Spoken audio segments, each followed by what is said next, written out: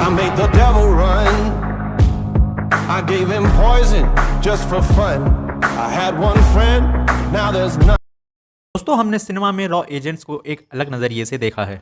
जाहिर सी बात है कि हम सिनेमा को उसकी एंटरटेनमेंट वैल्यू के लिए ज्यादा प्रेफर करते हैं और वही हमें दिखाया जाता है। लेकिन मैं आपको जो बताने जा रहा हूँ वो कोई स्क्रिप्टेड स्टोरी ना होकर रियल स्पाई यूनिवर्स का हिस्सा है। निखिल गुप्ता नाम का एक इंसान इंडिया से यूएसए जाकर रहने लगता है, जिसकी मुलाकात एक इंडियन सीआरपीएफ ऑफिसर से होती है, जो निखिल गुप्ता को अपना नाम CC1 बताता है। अब वह सीआरपीएफ ऑफिसर निखिल गुप्ता से कहता है कि तुम्हें यहाँ यूएसए में गुरपतवंत सिंह पन्नू की हत्या करनी है या करवानी है। इसके लिए वो उसे किसी प्रोफेशनल किलर को हायर करने की सलाह देता है। निखिल गुप्ता के द्वारा अपने इस मिशन को पूरा करने के लिए किसी एक ऐसे इंसान की खोज शुरू कर दी जाती है जो उसके लिए प्रोफेशनली पन्नू की हत्या कर सके। लेकिन एक काम करते हुए उससे एक चूक हो जाती है, जिसकी वजह से इस प्लान की information US secret agency FBI को लग जाती है। FBI का एक एजेंट प्रोफेशनल किलर बनकर निखिल गुप्ता से इंटरेक्ट करता है और जब तक निखिल गुप्ता को ये एहसास होता है कि वो कोई प्रोफेशनल किलर नहीं है बल्कि FBI का एक एजेंट है, तब तक वह एजेंट सारी इंफॉर्मेशन FBI को सौंप देता है। यहाँ निखिल गुप्ता FBI से बचने के लिए चेक रिपब्लिक भाग जाता है, लेकिन FBI के एजेंट्स उसे ढूंढकर प्रत्यर्पण संधि द्वारा वापस यूएसए ले आते हैं। ये सब जो मैं आपको बता रहा हूँ ये सब उस रिपोर्ट में लिखा है जो यूएसए ने न्यूयॉर्क कोर्ट में केस के साथ फाइल किया हुआ है। साथ ही साथ निखिल गुप्ता और भारत पर यह आरोप लगाया है कि भारत अमेरिका में अपने रॉ एजेंट्स के द्वारा गुरपतवंत सिंह पन्नू की हत्या करवाने वाला था, जिसके लिए निखिल गुप्ता द्वारा प्रोफेशनल किलर को, जो कि FBI का एजेंट था, 83 लाख रुपए दिए गए थे।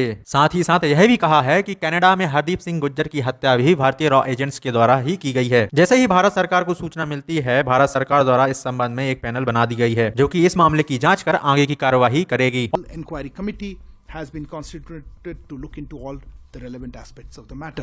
और यदि निखिल गुप्ता पर ये सारे आरोप कोर्ट में साबित होते हैं, 10 साल की कारावास की सजा सुनाई जा सकती है। गुरपतवंत सिंह पन्नू, जो कि एक कानूनी सलाहकार है SFJ ऑर्गेनाइजेशन का, जिसका पूरा नाम सिख फॉर जस्टिस है, जो कि भारत की नजर में एक टेररिस्ट ऑर्गेनाइजेशन है। पन्नू के द्वारा आए दिन सोशल मीडिया पर भारत के खिलाफ जहर उगला जाता है। साथ ही खालिस्तानी गतिविधियों को फंडिंग करने और सिखों को गुमराह करने के आरोप भी पन्नू पर लगाए जा रहे हैं। अब सवाल ये उठता है कि ऐसे व्यक्ति को अमेरिका आखिर क्यों बचाना चाहता है। इसका जवाब ये है कि अमेरिका केवल अपनी साख बचा रहा है। एक बहुत बड़ी बात हो जाएगी कि अमेरिका की जानकारी के बिना कोई दूसरा देश उसकी धरती में घुसकर अपने दुश्मनों को मारकर चला जाता है। इन सब आलोचनाओं से बचने के लिए ही अमेरिका ये सब कर रहा है। लेकिन इंपॉर्टेंट बात तो ये है कि अमेरिका के पास तो सबूत हैं, भारत का नागरिक भी है, पर इसके बाद भी अमेरिका कनाडा की तरह मीडिया में खुलकर भारत के खिलाफ नहीं बोल रहा। आखिर क्यों? इसके पीछे का कारण ये है कि अमेरिका ये भली भांति जानता है कि यदि उसने भारत पर सवाल उठाए तो भारत भी उसको जवाब देगा, वो भी उस आधार पर जिस आधार पर अमेरिका द्वारा पाकिस्तान में घुसकर ओसामा को मारा गया था। तब अमेरिका द्वारा ये कहा गया था कि वह स्वतंत्र है अपने देश के विरुद्ध आतंकवादियों के खिलाफ कार्यवाही करने में, भले ही वो किसी दूसरे देश की धरती पर क्यों ना बैठे हों। इसलिए अमेरिका द्वारा इस घटना को ज्यादा हाईलाइट ना कर